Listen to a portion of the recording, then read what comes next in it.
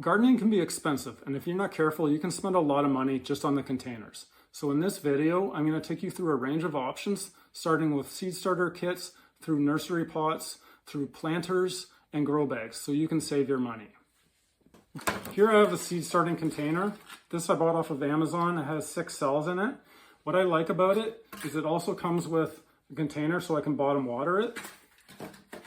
As well, it has a dome that I can put on top. This came in a pack of 10 and it cost me less than $30 Canadian.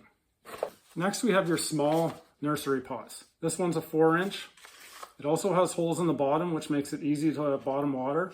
It's also very flexible, which makes it easy to repot out of. I use these containers for my tomatoes and peppers when I'm doing my first repot. It's also a great container if you're doing a medium-sized seed like a cucumber seed and you want to start it there. And it only costs less than $20 for 100 of these. Next we have exactly the same container. This is a 6-inch version. Also has the holes in the bottom so you can bottom water. Also very flexible. I use this for my second round of repots of my tomatoes and peppers. It's also great if you're doing a really large seed like zucchini. And this came in a pack of 50 for less than $25. Now we have your planters. And what you need to note with this is to be careful. I would highly recommend buying this from a dollar store versus somewhere else, because this can cost over $10 from somewhere else.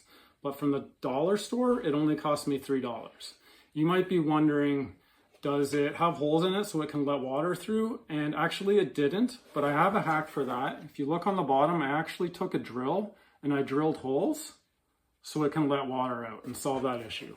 Now, finally, we have grow bags. This is a 7-gallon grow bag.